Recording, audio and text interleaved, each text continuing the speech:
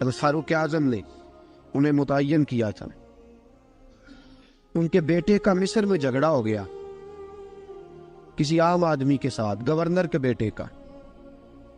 اور گورنر کے بیٹے نے اس مصری کو، ایک عام آدمی کو درے مارے. تجھے پتہ نہیں میں گورنر کا بیٹا ہوں؟ مصری نے کیا کیا، گھوڑے پہ بیٹھا سیدھے مدینے آ گیا، سیدھا مدینے. حضرت فاروق اعظم کے در دولت پہ پشت سے کپڑا اٹھایا، پشت سے اس نے اپنے نشان دکھائے تو جناب عمر کی آنکھوں میں آنسو آ گئے. ایک عام آدمی ہے، جانتے کوئی نہیں، تمہیں رو پڑے اتنا ظلم، اور میری سلطنت میں کوڑے برسے تیری پشت پہ، فوراً لے جا، جاؤ بلا کے لاؤ. حضرت عمر بن عاص اپنے بیٹے سمیت آئے، بڑی عدالت ہے. حضرت فاروق اعظم کے لفظ، فرمایا اس کو اس کی ماں نے آزاد پیدا کیا تھا، تو نے اسے کیوں غلام بنایا ہے؟ اس کی ماں نے آزاد جنا تھا، تو نے کب سے لوگوں کو غلام کا؟ بیٹے یہ کیا کہتا تھا؟ یہ کہتا تھا میں گورنر کا بیٹا ہوں، تو یہ جانتا نہیں.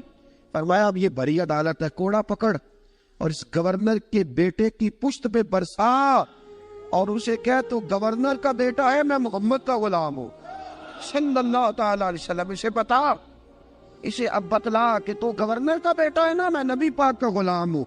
اور جو مصطفیٰ کے غلام ہوتے ہیں وہ سارے برابر ہوا کرتے ہیں. حضرت فاروق اعظم کا عدل، جناب فاروق اعظم کا انصاف. جناب فاروق اعظم رضی اللہ تعالیٰ عنہ، روم کا ایلچی آیا نا حضرت عمر فاروق کے پاس، تو وہ کہتا ہے میں پیغام لے کے آیا اپنے بادشاہ کا، اور میں سفیر تھا، میں بڑے ملکوں میں گیا، بڑے بادشاہ دیکھے، بڑے امیر دیکھے. حضرت فاروق اعظم رضی اللہ تعالیٰ عنہ کے دربار مجھے بھیجا گیا. جب پہنچا تو میں نے مسلمانوں سے کہا تمہارے بادشاہ کا دربار کہاں ہے؟ انہوں نے کہا نہ ہمارا بادشاہ ہے نہ کوئی دربار ہے، نہ بادشاہ ہے نہ کوئی. اچھا تو پھر وہ کدھر بیٹھتے ہیں؟ کہا یا مسجد میں ملیں گے یا اپنے جھونپڑے میں ملیں گے. تو کہا تمہارا بادشاہ بھی کوئی نہیں؟ کہا بادشاہ نہیں، ہم مومن ہیں، ہمارا ایک امیر ہے جسے امیر المومنین کہا جاتا ہے. وہ شخص کہتا ہے میں مسجد گیا، میں نے کہا عمر کدھر ہے؟ انہوں نے کہا جی ابھی نکلے تھے، ادھر ہی ہوں گے. میں نے کہا یہ کیسا بادشاہ ہے؟ کوئی کہتا ادھر ہوں گے، کوئی کہتا ادھر ہوں گے. یہاں تو صوبائی وزیر صاحب سڑک سے گزرے تو سارے روڈ 3 گھنٹے بلاک رہتے ہیں. اور یہ کیا چکر ہے کہ لاکھوں مربع میل کا حکمران، کوئی کہتا اس گلی میں گیا، کوئی کہتا اس گلی میں گیا، یہ کیسا بادشاہ ہے؟ کدھر ہے عمر؟ انہوں نے کہا یہی تھا. دوسرے سے پوچھتا جو وہ باغ کی طرف گئے، باغ میں گئے تو وہ ایلچی کہتا ہے میں نے باغ والے سے پوچھا کہ یہاں تمہارا امیر کدھر ہے؟ انہوں نے کہا وہ درخت دیکھ رہے ہو؟ کہا حضرت دیکھ رہا ہوں. اس درخت کے نیچے وہ ایک شخص جو سویا ہوا ہے نا، مٹی کا ڈھیلا سرہانہ بنا کے، وہ درخت کے نیچے مٹی کے ڈھیلے کا سرہانہ بنا کے جو بندہ سویا ہے وہی ہمارا امیر ہے. وہ سامنے حضرت سیدنا عمر فاروق کے پاس وہ بندہ جا کے کھڑا ہو گیا.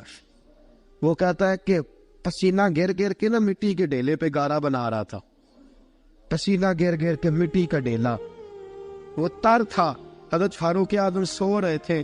کہنے لگا میں 20 اور درجنوں بادشاہوں کو دیکھ چکا تھا جن کی آنکھیں 10 گن. حضرت عمر کی آنکھ کھلی، تامت سمیٹی اٹھ کے بیٹھ گئے. کدھر آیا ہے؟ کہنے لگا حضرت جی آیا تو کسی اور کام تھا، آیا تو کسی، لیکن اب کام کوئی اور بن گیا ہے. آپ نے فرمایا اب کیا کام بنا ہے؟ کہنے لگا میرا کام یہ بنا ہے کہ میرا بھی دل کیا میں بھی کلمہ پڑھوں اور نبی پاک کا غلام بن جائے. یہ کام بن گیا. اور ساتھیوں بس مدینے میں وہ دن بڑا عجیب تھا جب سیدنا فاروق اعظم کے بیٹے کا معاملہ آ گیا. آج 60 سال کا بوڑھا عمر، ابو شامہ حضرت عمر کے صاحبزادے، یہودیوں نے سازش کر کے انہیں نبیذ پلا دی. نبیذ جائز تھی، نبیذ کیا کہ شراب پلا دی. پھر مقدمہ قائم ہوا. کہا اب پتہ چلتا ہے عمر کتنا عدل کرتا ہے. سیدنا فاروق اعظم کے پاس گواہ آئے، صاحبزادہ اندر کھانا کھا رہا تھا. فاروق اعظم نے گریبان سے پکڑا، کھینچ کے لائے. فرمایا ابو شامہ چل، تو نے شراب پی ہے، تجھے کوڑے مارے جائیں گے، تیرے لیے 100 یا 80 کوڑوں کی سزا تیاری کر لے. ابو شامہ کہتے ہیں کہ ابا جی انہوں نے نبیذ کہی تھی، شراب پلا دی. فرمایا تو نے پی کیوں؟ تو نے پی کیوں؟ بڑے بزم میں बाहर शेर मस्जिद नबवी का फारूक आजम। औलाद तो बुज़दिल कर देती है ना बंदे को, औलाद तो कमजोर कर देती है। आज मदीने ने अजीब माजरा देखा। हजरत फारूक आजम की ज़ौजा रोती हुई आई, कहने लगी हजरत जी मेरा लख्त जिगर है, एक एक कोड़े के बदले पैदल हज करूंगी, एक एक कोड़े के बदले सदका और खैरात करूंगी। मेरा बेटा गलती कर बैठा है, ये काम न करे। आपने फरमाया तू मुझे कहती है मैं ये काम ना करूं, तेरे हाथ और तेरे कोड़े क्या करते, तेरे हाथ और सदके क्या करते हैं? कोड़े लगाना मेरे मुस्तफ़ा की शरीयत का कानून है। तू बेटे की बात करती है, उमर का अपना मामला भी होता तो उमर यही सलूक करता। लोगों ने कहा हजरत जी आप थोड़ी देर, अभी उनकी वालदा परेशान है, घर में परेशानी है, जरा ठहर जाए, कल परसों तरसों सजा दे लीजिएगा। फरमाया तुम्हें याद नहीं जब मदीने की एक बीबी ने चोरी कर ली थी और मेरे मुस्तफा की बारगाह में कहा गया था हुजूर जरा ठहर जाए, सजा न दे, तो हुजूर ने फरमाया था अगर फातिमा भी चोरी करती तो हाथ काट देता। तुम्हें याद नहीं नदर मुस्तफा के टुकड़े खाने वाला हूँ, मैं क्यों देर करूं? इसने गुनाह करने में देर की है जो सजा में देर करूं, बरसाओ कोड़े। हजरत अफला नामी गुलाम, हजरत जी आपका लख्त जिगर है। फरमाया लख्त जिगर ना देख, मुस्तफा का कानून देख, मेरा बेटा ना देख, मुस्तफा के कानून का कयाम जरूरी है। अगर अली बेटे की कुर्बानी दे सकता है, अगर लोग फातिमा के बेटे की कुर्बानी याद रखेंगे तो तारीख कभी भी उमर के बेटे की कुर्बानी नहीं भूलेगी। फरमाया गलती से हो गया या जैसे भी, इसे ख्याल करना चाहिए था। कोड़े लगाओ। 80 कोड़े लगे तो बेटे की रूह परवाज कर गई। जब जवान बेटा किसी का, कौसर न्याजी ने कहा था बाप का जनाजा उठाना बड़ा आसान, पर बेटों के जनाजे उठाने बड़े मुश्किल है। जब फारूक आजम का बेटे का इंतकाल हुआ, बेटे ने आंखें खोली, बाप की तरफ देखा तो सैयदना फारूक आजम अदल और इंसाफ, 2 आंसू आंखों में आए। का बेटा हुजूर से जाके कहना कि उमर में बेटा नहीं देखा, का तेरा कानून देख, जाके हुजूर से मेरा पैगाम देना। हजरत अबू शामा रदियल्लाहु ताला अन्हु विशाल कर गए। तारीख कैसे कैसे मंजर इजालतुल खुलफा शाह वलीउल्लाह की बतौर वाला पेश करो। हजरत अबू शामा का विशाल हो गया, 20 कोड़े बाकी थे। लोग कहना हजरत जी आप क्या करना है? फरमाया इसका जनाजा पढ़ो, इसे कब्र में दफन करो, बाकी 20 कोड़े इसकी कब्र पे मारो, इसकी कब्र पे 20 कोड़े मारो। का हजरत जी ऐसा भी होता है? फरमाया इसलिए ऐसा होता है कि ये मेरे मुस्तफा का कानून है, मेरी औलाद का मामला है तो मैं दरगुजर करूं। फरमाया मारो कोड़े। हजरत सैयदना उज़ाफा बिन यमान फरमाते फारूक आज़म बेटे की कब्र पे खड़े थे, दाढ़ी आंसुओं से भरी हुई थी। मैं दौड़ा हुआ आया, मैंने कहा उमर ना रो, आज ख्वाब रात तेरे बेटे का जनाजा था, जनाजा पढ़ के सोया हूँ तो ख्वाब में मुझे रसूल पाक की ज़ियारत नसीब हुई है। नबी पाक ख्वाब में थे तो 2 सब्ज हुल्ले तेरे बेटे को पहना रखे थे और रसूल पाक की बगल में खड़ा था। हुजूर ने फरमाया उमर को जाके कहना कि तूने बेटा पाक करके भेजा था, अल्लाह ने जन्नत के सारे दरवाजे खोल दिए हैं। अल्लाह ने उमर को मेरा सलाम कहना और उसे कहना उमर तेरा हुदूदुल्लाह कायम करना खुदा को भी पसंद है, मुस्तफ़ा को भी पसंद। साथियों उमर इंतकाल कर गए। 26 ज़िलहज को जख्म लगा। यकम मुहर्रम का दिन, आज का दिन हजरत फारूक आजम को याद रखना, लोगों को बताना, दिन भर उमर की बातें करना, खिराज तहसीन पेश करना। हजरत फारूक आजम को जख्म लगा, आपने फरमाया अपने बेटे से बेटा जा हजरत आयशा के पास, गुंबद खजरा में 3 लोगों के दफन होने की जगह है, एक में अबू बकर दफन हो चुके, एक में रसूल पाक का मज़ार कुर्सी बन चुका, एक जगह खाली है, जाके आयशा से पूछना, मुझे पता है वो 18 साल की उम्र में रसूल पाक पर्दा कर गए थे, 18 साल सैयदा की उम्र थी। आयशा ने जगह अपने लिए रखी हुई है, जाके बाहर खड़े होके कहना अम्मा जी, उमर कहता है मेरा दिल करता है, मेरा दिल करता है कि मुझे नबी पाक की गुंबद के साए में जगह मिले, जाके अर्ज करना और बेटा बाहर खड़े रहना, ज्यादा जिद ना करना, मोमिनों की माँ है। हजरत सैयदना अब्दुल्लाह इब्न उमर के बाहर खड़ा था, दरवाजे के बाहर खड़े होके कहा कि उमर का बेटा हूँ।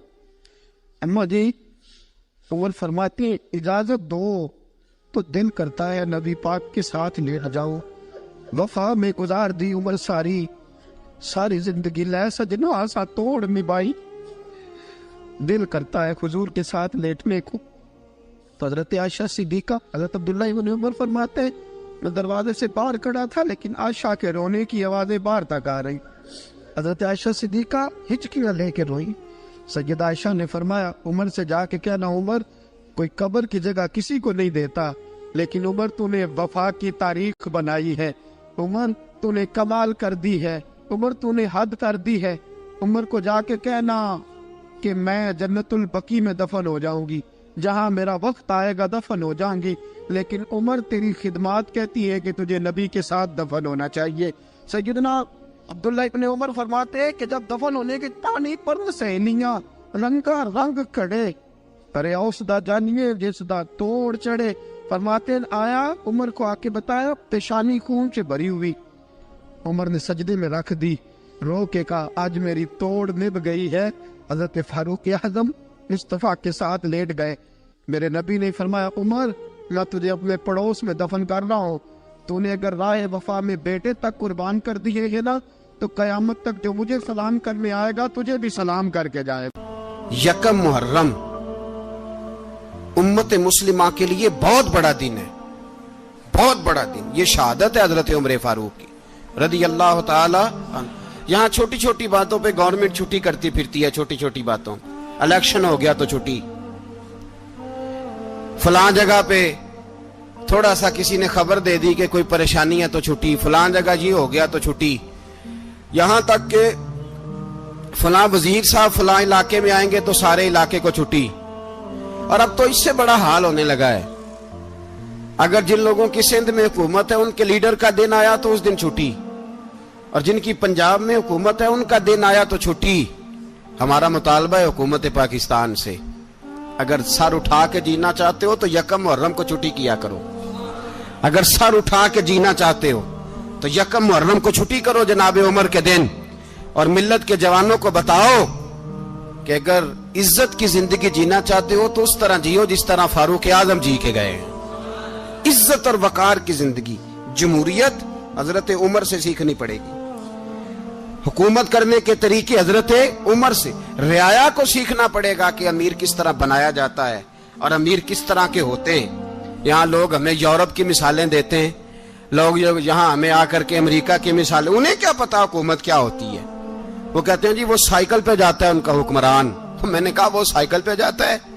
میرے عمر فاروق مدینے سے مکے گئے تھے تو پیدل ہی حج کرنے چلے گئے، پیدل ہی، اور جناب عمر فاروق رضی اللہ تعالیٰ عنہ عید کی نماز پڑھانے گئے، عید کی نماز عمر خطبہ عید دینے گئے۔ اور اس زمانے میں کون سا غریب ہے جو ننگے پاؤں جاتا ہو؟ کون سا غریب ہے جو مسجد ننگے پاؤں جاتا ہو؟ لوگوں نے تو 3 قسم کی چپلیں رکھی ہوئی ہیں، ایک مسجد جانے کی علیحدہ ہے، گھر پہننے کی علیحدہ ہے، شادی بیاہ پہ جانے کی چپل علیحدہ ہے۔ حضرت عمر فاروق رضی اللہ تعالیٰ عنہ نکلے عید کا خطبہ دینے کے لیے تو بیوی سے کہنے لگے جوتا، اس نے کہا صاحب اتنی دفعہ ٹوٹا ہے اب گانٹھا نہیں جا سکتا، اتنی دفعہ ٹوٹا ہے کہ اب دوبارہ پیمند نہیں لگ سکتے۔ تو حضرت عمر کہنے لگے چل کوئی حرج نہیں، بغیر جوتے کے ننگے پیر ہی چلتے ہیں، کوئی حرج نہیں۔ تو کہنے لگے لوگ کیا کہیں گے؟ فرمایا چپ کر، لوگ جس دن عمر نے یہ دیکھ لیا نا لوگ اس کے بارے میں کیا کہتے ہیں، اس دن عمر نہیں رہے گا۔ تو کہا پھر آپ کا نظریہ کیا ہے؟ فرمایا میرا نظریہ یہ ہے کہ رب رسول میرے بارے میں کیا کہتے ہیں، لوگوں کا کیا ہے؟ لوگ کل کسی کے بارے میں کچھ کہتے ہیں اور پرسوں کچھ کہتے ہیں، میرا نظریہ یہ ہے کہ رب رسول میرے بارے میں ننگے پیر عمر جا رہے ہیں۔ کون جی؟ میں بڑا ماڑا۔ اچھا جناب کیا غربت ہے؟ 10 قسم کے جوڑے لٹکے ہوئے ہیں کمرے میں اور پہننے کی فرصت نہیں، سویرے کیا پہننا ہے شام کیا پہننا ہے، 15 سوٹ کٹھے استری ہو کے لانڈری والا بھیج رہا ہے، اور تو غریب ہے، تو بہت بڑا غریب ہے۔ اس لیے کہ غربت پیسوں کی وجہ سے نہیں ہوتی، غربت تو دل کی ہوتی ہے۔ تو واقعی بڑا غریب ہے اور تو غریب ہی رہے گا۔ امیر تو عمر فاروق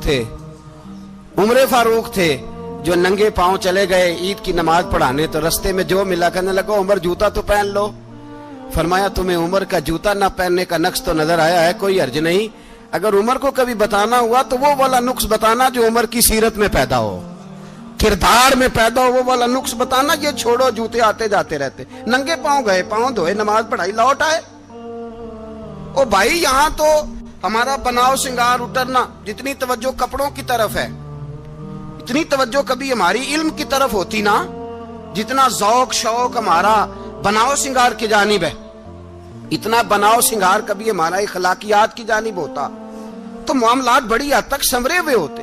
حضرت سیدنا فاروق اعظم رضی اللہ تعالی اپنی زندگی کو ترتیب دیا. ایک دن بھی خلافت نہیں مانگی اللہ سے. حضرت عوف بن مالک اشجعی ایک صحابی ہیں.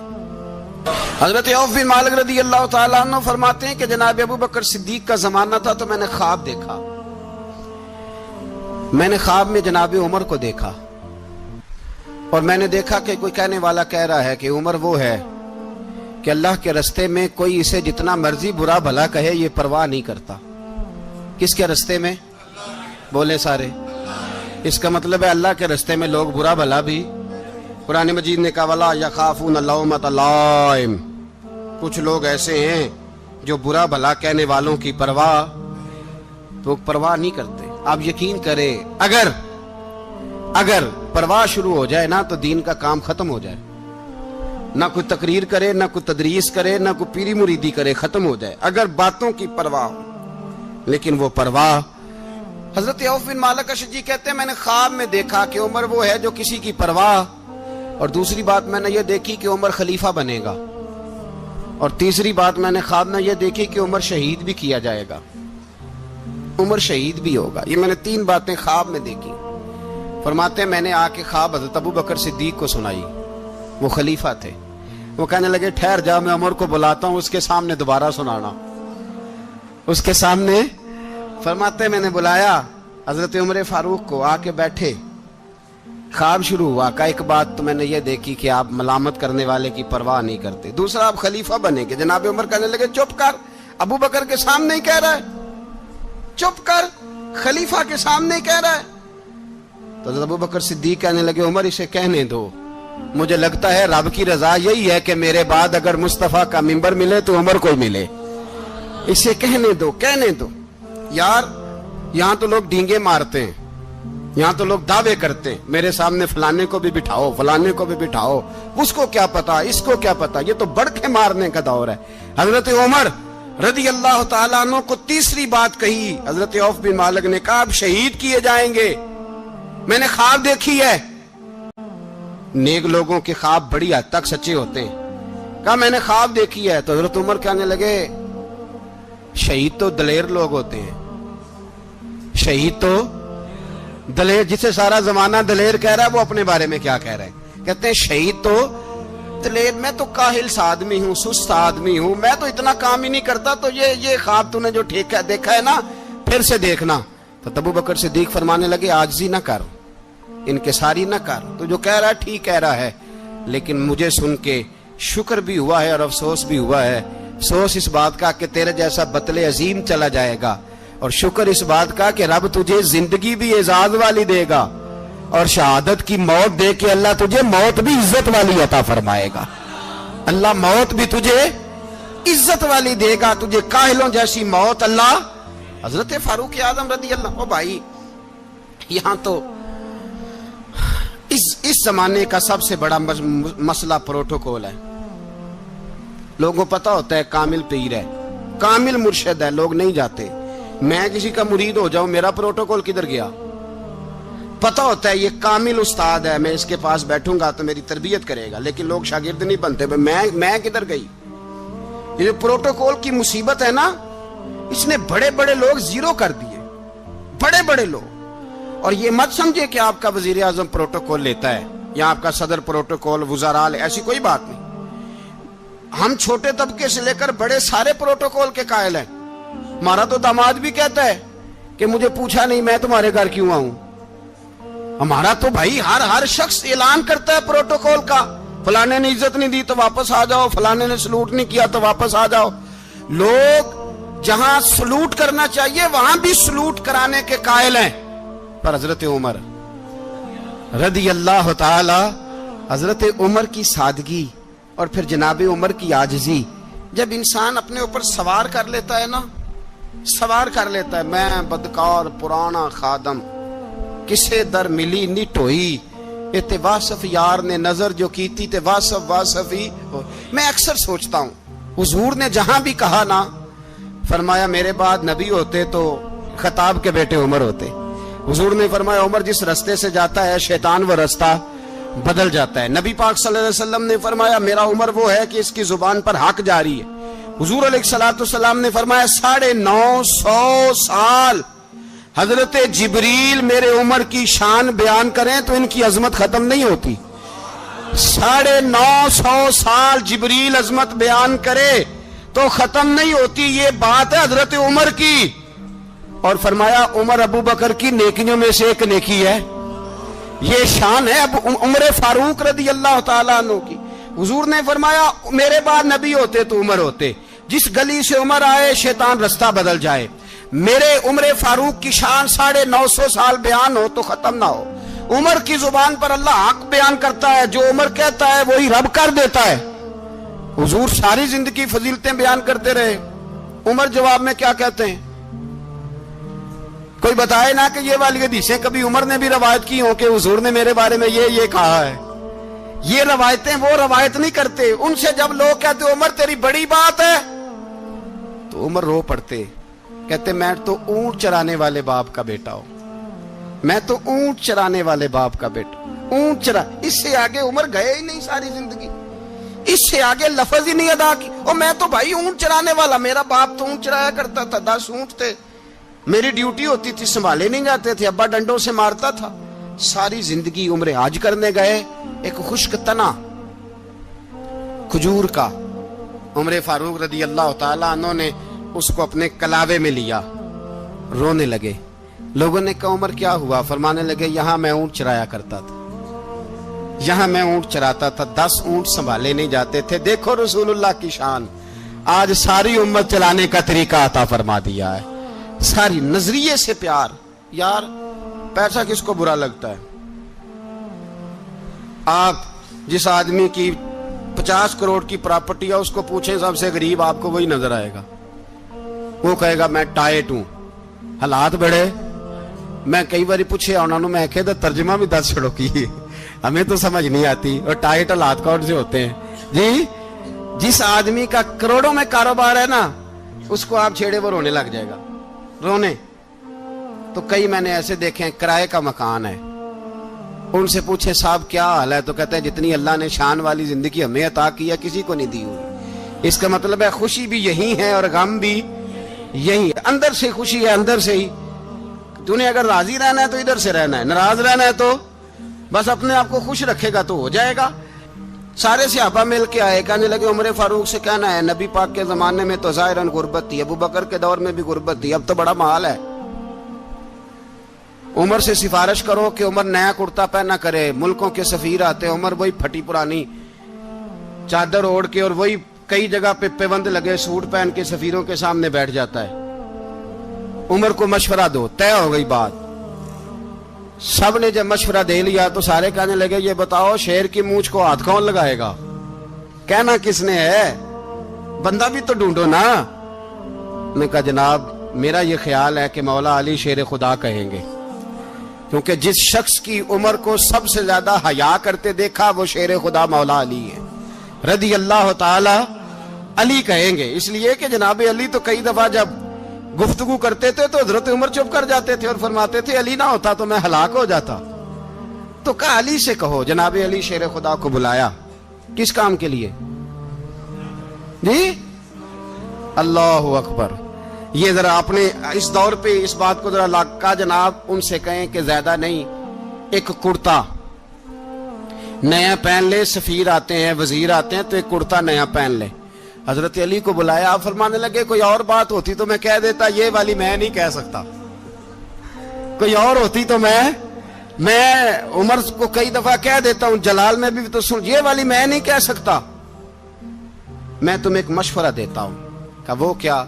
کہنے لگے سیدہ عائشہ صدیقہ سے کہو، وہ مومنوں کی ماں ہیں، عمر ٹالے گا نہیں، अम्मा जी से जाके कहा अम्मा जी नया कुर्ता उमर से कहीं पहन लें, वजीर आते हैं, बड़े बड़े लोग, तो चलो कोई अर्ज नहीं। अम्मा जी ने कहा अच्छा कोई बात नहीं, मैं बुला लेती हूँ। जनाबे आयशा ने पैगाम भेजा। जब खादम ने कहा ना मुस्तफा के घर से पैगाम आया है, तो 20 लोग बैठे थे। उमर कांपते हुए उठे, कांपते दौड़े। हजरत आयशा पर्दे में थी तो फरमाती हैं उमर अत्ताहियात की हालत में बैठ गए। कहा अम्मा जी देर तो नहीं हो गई मुझे आने में? कहा नहीं, टाइम पे आ गए हो। किस लिए बुलाया था?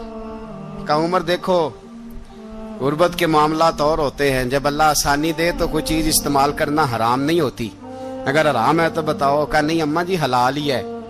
तो फरमाया फिर इतने सफीर आते हैं, मुशीर आते हैं, अब तो माले गनीमत बड़ा आता है, ढेर लग जाते हैं मस्जिद में, तो चल एक नया कुर्ता तुम भी पहन लिया करो, और आप नया कुर्ता पहनोगे तो धाक बैठेगी गैरों पर। तो सहाबा का मशवरा है कि आप नया लिबास पहने। अम्मा जी कहती है मैंने हुक्म दिया तो उमर चुप कर गए, गर्दन झुक गई। थोड़ी देर के बाद सैयदना उमर फारूक ने सर उठाया तो दाढ़ी पे आंसू गिर रहे थे, रो पड़े। कहने लगे पाक महबूब की पाक बीवी, जैसे हुक्म करती हो मैं हाजिर हूं, पर मुझे वो वाला लिबास पहनाना जो मेरे मुस्तफा ने पसंद फरमाया है। अगर ये रंग रसूल पाक का है तो मैं हाजिर हूं, और अगर नबी पाक का नहीं तो फिर जैसे आप हुक्म करें। जनाब आयशा कहते हैं उमर रोए तो मैं ज्यादा रोई, मेरा पल्लू भीग गया आंसुओं से। मैंने कहा उमर आप जाइए। उमर यूं निकले तो जो सहाबा खड़े थे वो कोने में थे, सारे आ गए। कहा अम्मा जी क्या बनाओ? फरमाया भाई तुम सब जो बातें कहते हो वो अपनी जगह ठीक हैं, पर उमर जो बात करता है वो सबसे ज्यादा ठीक है। उमर जिस पहलू पर बात करता है वो, यार ऐसी आजिज़ी, ऐसा रंग, ऐसा अंदाज, ऐसा तर्ज हयात, ऐसी जिंदगी। औलाद के मामले में लोग बुज़दिल हो जाते हैं, बुज़दिल। पर हजरत उमर का बेटा मिस्र गया, वहां से कमाई करके लाया, तिजारत करने गया, लाखों का माल। कौन सा बाप है दुनिया में जिसका बेटा बाहर से पैसे लेके आए तो अब्बा तफसील पूछे कि बेटा कहां से कमाए, कहां से लाया, कितने मिले, क्यों आए? कौन सा बाप तफसील पूछता है? अब्बा तो कहता ला सही, और तारीफें करता है मेरा बेटा बड़ी कमाई करता है। कभी पूछा है उससे कि ड्यूटी सही देता है कि नहीं? कभी पूछा है कि तू ईमानदारी की रोजी लाता है कि हराम की कमाता है? ये बाप की जिम्मेदारी है, ये अम्मा की जिम्मेदारी है। फिर कहता है बीमारी कैसे आ गई, परेशानी कैसे आ गई? तूने कभी सवाल किया अपनी औलाद से? हजरत उमर फारूक रदी अल्लाह ताला अन्हु का बेटा मिस्र से पैसे कमा के लाया, तो जनाब उमर ने बुलाया, फरमाया बेटे इतनी तो तेरे पास रास ही नहीं थी, थोड़े से तो तू पैसे लेके गया था, इतनी कमाई कैसे हो गई? इतने तो पैसे नहीं थे साहब, कहां से कमाई लाए?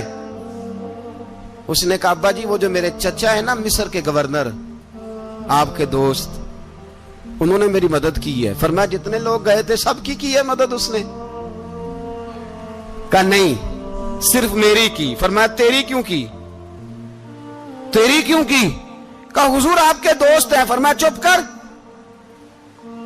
हुजूर उन्होंने मुझे इतने पैसे दिए, मैंने कारोबार में डाले तो नफा आया तो मैं उनकी रकम दे के। फरमाया खामोश हो जा, बाकी जितने लोग गए थे सबकी मदद की उसने? कहा नहीं हुजूर सिर्फ मेरी की। फरमाया उसने तेरी मदद नहीं की, उसने खलीफा के बेटे की मदद की, इसलिए कि वो खलीफा को अपने हक में नरम कर सके। फरमाया आधा माल तेरा है, आधा माले गनीमत का है, माले खजाना का है, मुसलमानों का है, इसलिए कि तू जो वहां से माल कमा के लाया है वो अपने बाप के खलीफा होने की वजह से कमा के लाया है, लिहाजा रख इधर। यहां कहते हैं किधर से आया, कैसे आया, कौन सा हिसाब दें, क्या करें? ओ भाई हजरत उमर रज़ी अल्लाह ताला अन्हु का अपनी औलाद के बारे में ये रंग है। एक जंग से ना खुशबू आई, खुशबू बड़ी महंगी होती थी, अरब में खुशबू आज भी बड़ी महंगी है, वो ज्यादा इस्तेमाल करते हैं। मेरी बातों की समझ आ रही है मेरे भाई? बड़ी महंगी खुशबू थी।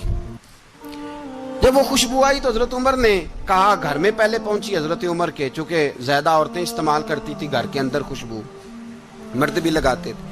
हजरत उमर ने अपनी बीवी से कहा, आपकी जौजा तो थी वो बड़ी खुशबू को पसंद करती थी। हजरत उमर ने अपनी जौजा से कहा कि खुशबू लाओ, मैंने एक औरत की ड्यूटी लगाई है, वो खुशबू तोल तोल के ना तो हिस्सा बराबर सहाबा में बांट देगी। तो आपकी जौजा कहने लगी किसी बीबी की ड्यूटी लगाने की क्या जरूरत थी, मैं जो मौजूद थी। میں بانٹ دیتی ہوں تول کے بھائی سا برابر. آپ نے فرمایا نہیں تو رہنے دے, اور فلانی بھی بانٹے گی. حضور میں نے بھی بانٹنی ہے, میرے پہ کچھ حق ہے؟ آپ نے فرمایا نہیں, تو تفصیل نہ پوچھ, تو خوشبو دے دے, کوئی اور بانٹے گی. خاتون خانہ تھی نا, کہنے لگی نہیں مجھے بھی آج آپ کو بتانا ہی پڑے گا کہ کوئی جو بانٹ سکتی ہے تو میں کیوں نہیں بانٹ سکتی. زوجہ کہتی عمر نے بات کی تو میری چیخیں نکل گئی. حضرت عمر فرمانے لگے جب تو خوشبو بانٹے گی نا, تیرے ہاتھوں کو بھی لگے گی, تیرے دوپٹوں کو بھی لگ جائے گی. اگر رب کریم نے مجھ سے سوال پوچھا کہ عمر خوشبو تو مسلمانوں کی تھی, تیری بیوی کے دوپٹے کو کیوں لگ گئی, تو میں اللہ کے حضور کیا جواب دوں گا؟ اگر اللہ نے یہ سوال کیا کہ تیری بیوی نے کیوں لگائی, وہ تو حصہ تھا مسلمانوں کا, تو نے تیری بیوی نے کیوں لگائی؟ تو فرمایا میں نہیں چاہتا کہ اللہ کے حضور مجھے اور تجھے باز پرس ہو, لہذا کسی اور کو بانٹنے دے. زوجہ روئی اور تڑپ کے کہنے لگی عمر مجھے لگتا ہے صبح قیامت بھی تیری بیوی ہونے کی وجہ سے اللہ مجھے جنت عطا فرما دے گا, تیری زوجہ ہونے کی برکت سے. بھائی یہ معیار رکھا, خدا کی قسم ایسا شخص تاریخ میں دوبارہ نہیں آیا. اتنا بڑا آدمی, اتنا بڑا شخص, اتنا بڑا آدمی, اور پھر رنگ یہ ہے کہ عمر 22 لاکھ مربع میل کا حکمران, 22 لاکھ, اور کھجور کے درخت کے نیچے مٹی کا ڈھیلا لے کے سو گئے ہیں, پرواہ کوئی نہیں, کوئی مسئلہ ہی نہیں. 2 غلام ساتھ بیٹھے تو ایک روٹی حضرت عمر نے گھر سے منگوائی, تھوڑا سا سرکہ, تو غلام کہنے لگے ہم نے بھی کھانی ہے. فرمایا کوئی حرج نہیں, روٹی کو پیٹ بھر کے کھانا ضروری تو نہیں, 3 حصوں میں بانٹ لیتے. ایک آدمی آیا ہوا تھا مصر کا رہنے والا ملنے کے لیے, اس نے پوچھا عمر کدھر ہیں, تو کہا وہ ادھر جاؤ مسجد میں بیٹھے ہوں گے. اور واپس آیا تو کہنے لگا وہاں تو 3 غلام بیٹھے ہیں, ایک روٹی بانٹ کے کھا رہے ہیں, لگتا ہے کئی دنوں سے روٹی نہیں ملی. کہا 3 غلام تو کوئی نہیں, وہاں 2 ہی تھے, تیسرے تو امیر المومنین تھے. اس نے کہا نہیں 3 غلام ہیں, کپڑے بھی ایک طرح کے پہنے ہوئے, بلکہ 2 کے تو پھر صحیح ہیں, تیسرے کے تو زیادہ ماڑے ہیں. کپڑے بھی ایک طرح کے, کھانا پینا بھی ایک طرح کا, اور ان کا نشست برخاست بھی ایک طرح کی ہے, لہذا کوئی فرق نہیں. حضرت ابو ہریرہ کہتے ہیں میں لے کے آیا, اور جناب عمر کو جب میں نے کچی زمین میں تامت سمیٹ بیٹھے دیکھا تو میں رو پڑا. میں نے اس مصر سے آنے والے کو کہا تو اس کے جلوے دیکھ, اگر اس کی ذات میں اتنا حسن ہے تو محمد عربی کا مقام کیا ہوگا.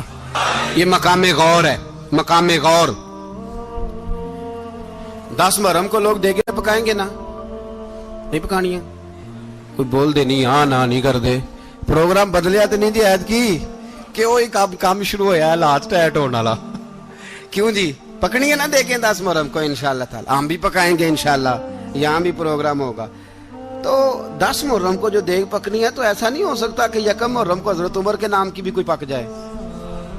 اگر امام حسن حسین کے نام کی دیگیں پکے تو جو امام حسن حسین کے سے پیار کرنے والے ہیں, جو امام حسن حسین سے, ہم لوگوں نے بھی عجیب رٹا اپنایا ہے نا, ہم لوگ بات کا ایک پہلو دیکھتے ہیں دوسرا نہیں دیکھتے. حضرت امام حسن اور حسین کو بھی نبی پاک نے شہید کہا, اور جناب عمر کو بھی رسول اللہ نے خود شہید فرمایا. فرمایا شہید ہے, خود فرمایا اپنی زبان سے کہ یہ شہید ہے, خود میرا عمر شہید ہے. تو ان کے نام کی دیگ نہیں پکنی چاہیے, اس طرف نہیں ہماری توجہ ہونی چاہیے. اور اہل بیت نبوی, یہ بات میں پہلے بھی کرتا ہوں, آج پھر کرنا ضروری سمجھتا ہوں. اہل بیت کا پیار سن لو کان کھول کے, اہل بیت کا پیار اگر ہمیں کسی نے سکھایا ہے تو سیدنا عمر فاروق نے سکھایا ہے. اہل بیت نبوت کی محبت اگر کسی نے سکھائی ہے تو کس نے سکھائی ہے؟ بول کے بتائیے. حضرت عمر نے. اہل بیت کا پیار ہمیں حضرت عمر نے بول کر کے سکھایا ہے. بھائی یاد رکھیں, کسی کی طاقت نہیں تھی دم مارنے کی حضرت عمر کے سامنے, طاقت ہی نہیں تھی. کیسر و کسرا کانپ جاتے تھے, جرأت ہی نہیں کرتے تھے حضرت. اور ہمارے تو تعلقات بڑے ہیں نا غیروں سے. حضرت ابو موسیٰ اشعری رضی اللہ تعالیٰ عنہ فرماتے ہیں میرا منشی سائی تھا, وہ کاتب کہتے تھے وہ لوگ, میرا حساب کتاب عیسائی تھا. تو فرماتے ہیں ایک دن میں نے وہ سارا حساب کتاب لین دین کے حضرت عمر کو دکھائے تو فرمانے لگے جس نے لکھے ہیں اس کو بلاؤ. کہنے لگے حضور مسجد نہیں آ سکتا.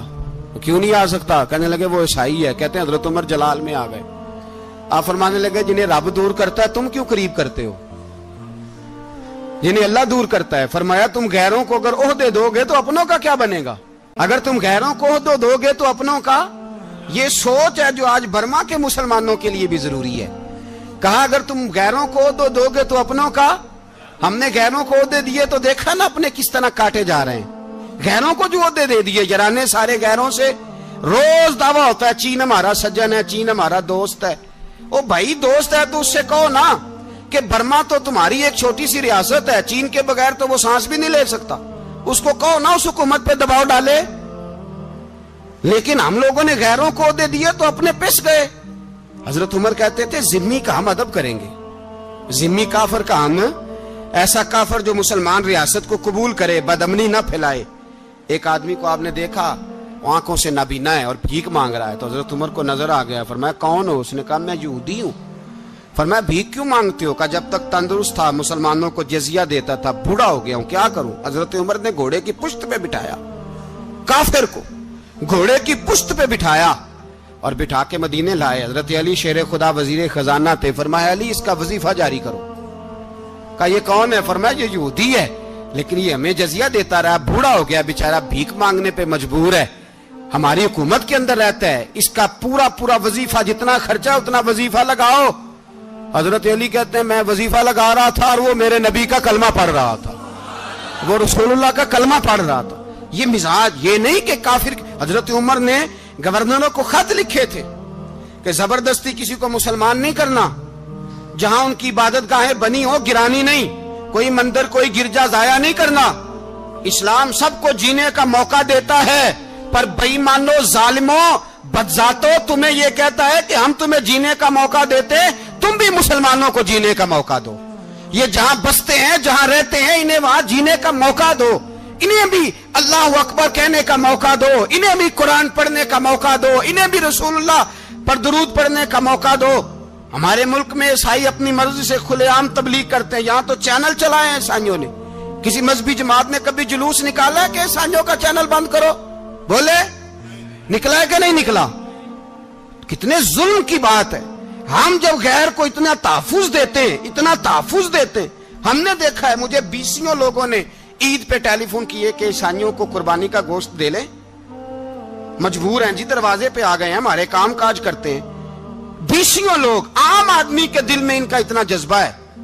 वो मसाइल का बयान करना एक अलग बात, लेकिन हमारे दिल काफर के हक में भी नरम हो जाते हैं। तुम किस कदर ज्यादा बेईमान हो और कुफर किस कदर ज्यादा जलील हो गया है कि मुसलमान के हक में नरम होता ही नहीं। और उससे बड़े जलील वो हैं जो इन जलीलों के सपोर्टर हैं।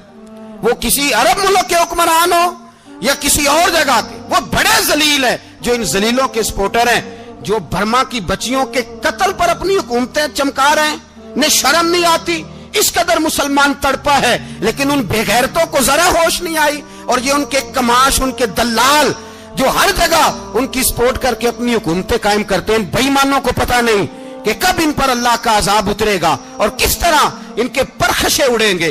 तुम्हें अपनी जिल्लत और रुसवाई नजर नहीं आ रही कि जमीन किस तरह तुम्हारे लिए तंग हो गई है? इससे ज्यादा और तुम्हारी रुसवाई क्या होगी? डरो अल्लाह से, और ये तो दुनिया का अजाब है। इन्ना बत्श रब्बिक शदीद, मेरा रब कहता है कयामत तो कायम होने दे। इतना सख्त तेरे रब की पकड़ है, इतनी किसी दूसरे की हो सकती?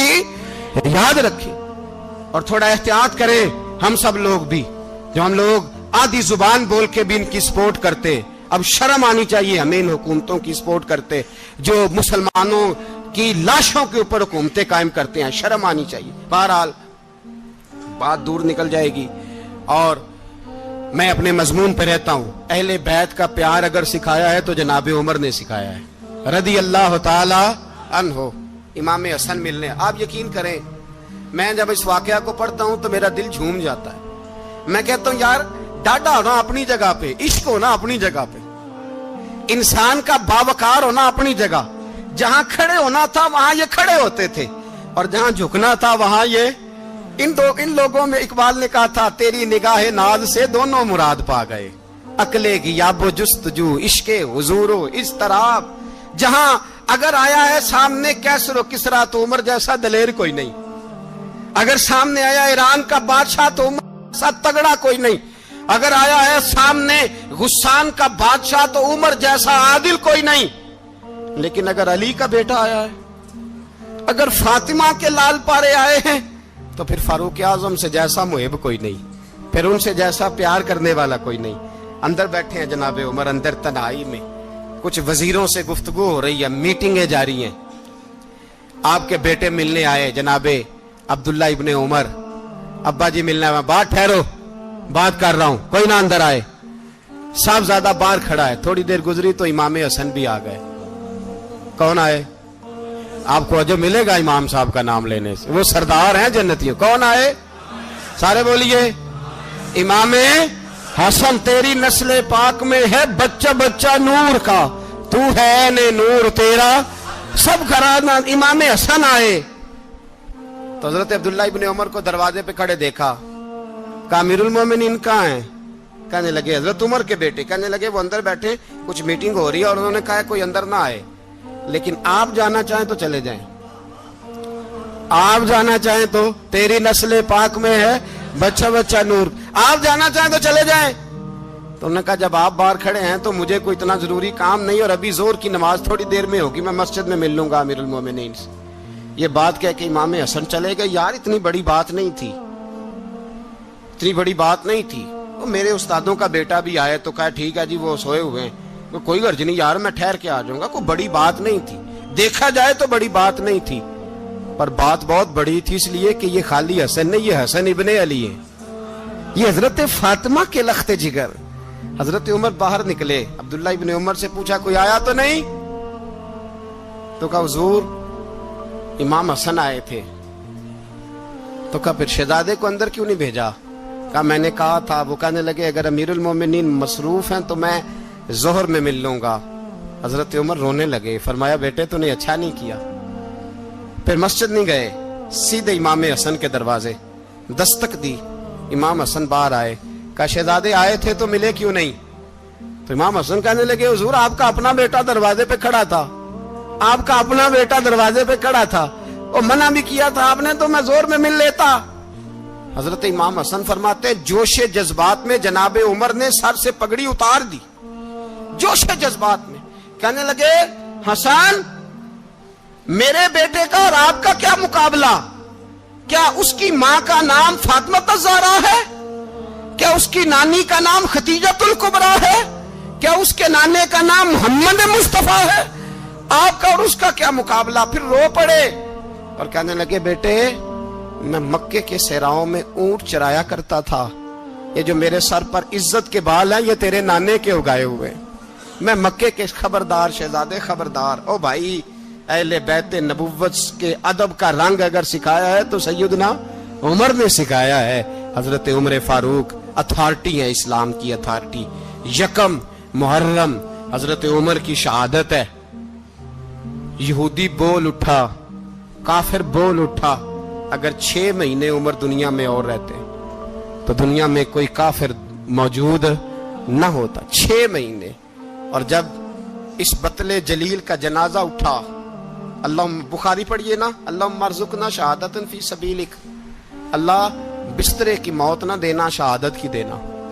عمر شہید ہوئے, مسجد نبوی میں نماز پڑھاتے, اور جب جنازہ اٹھا تو مدینے کا پھر پیچھے جو دلیر بچے وہ مولا علی تھے. مولا علی, جناب عمر کا جنازہ اٹھا تو سب سے پہلی ہائے جو نکلی وہ حضرت علی کی زبان سے نکلی, اور حضرت علی ساری داڑھی آنسوؤں سے بھر گئی. لوگوں نے کہا کہ علی کیا ہوا؟ فرمانے لگے تم دیکھ نہیں رہے جنازہ کس کا اٹھا ہے, پلٹ کے دیکھو تو صحیح, تم پتہ نہیں یہ کون گیا ہے. کہ حضور کیا ہوا؟ آپ فرمانے لگے عمر اس طرح کے کام کر کے گیا ہے, اب ان کے رستوں پہ کون چلے گا؟ کون اس کے جگر راہ وفا میں؟ میں نقش ایسے چھوڑ آیا ہوں, میں جس منزل سے گزرا ہوں وہ اب تک یاد کرتی ہے. حضرت علی حضرت عمر کے جنازے پہ کھڑے ہو کے کہتے ہیں اللہ مجھے اس طرح کے عمل کرنے کی توفیق دے جس طرح کی عمر کر کے گیا. میرے بھائی بطل عزیز, بطل حریت حضرت عمر رضی اللہ تعالیٰ عنہ, جو اپنی زندگی انقلاب والی گزار کے گئے. عمر جب دنیا سے گئے تو 80 دینار کا قرضہ تھا, 22 لاکھ مربع میل کا حکمران, اور اپنے بیٹے سے کہنے لگے بیٹے کوشش کرنا تیرے خاندان والے مل کے میرا قرضہ اتار دے, میری قبر پہ بوجھ نہ رہے. اور اگر خاندان والے مدد نہ کریں تو میرے دوستوں سے بات کرنا, وہ مدد نہ کریں تو پھر علی سے بات کرنا. ان کا پیار آپس میں اتنا, اور تو اختلاف ثابت کر رہا. 80 دینار کا قرضہ چھوڑ کر حضرت عمر دنیا سے گئے اور جاتی دفعہ کہہ گئے میرے بعد میرے بچوں کو حکومت کے مشورے میں بھی شامل نہ کرنا, حکومت کے مشورے میں بھی میری اولاد شامل نہ ہو. اتنا بڑا شخص اتنا بڑا رنگ دے کے یکم محرم کو جب عمر فاروق کا وصال ہوا تو بیٹے سے کہنے لگے اماں عائشہ سے جا کے کہو میرا بھی نبی پاک کے روزے میں دفن ہونے کو دل کرتا ہے. ایک قبر کی جگہ ہے اماں جی نے اپنے لیے رکھی ہے, بخاری ہے بخاری. حضرت عائشہ کے پاس صاحبزادے گئے, کہنے لگے اماں جی عمر کو زخم لگ گیا ہے, حالت بڑی پریشانی والی ہے. وہ کہتے ہیں اگر اماں اجازت دیں. سید عائشہ رو پڑی, فرمانے لگی کہ وہ اپنی قبر کی جگہ تو نہیں نہ کسی کو دیتا, پر عمر نے کمال ہی بڑا کیا. اسے کہو جاؤ گنبد خضرا میں قیامت تک جو مصطفیٰ پہ اور ابو بکر پہ سلام پڑے گا وہ تجھ پہ بھی سلام پڑھ کے جائے گا. جاؤ میں نے جگہ دی.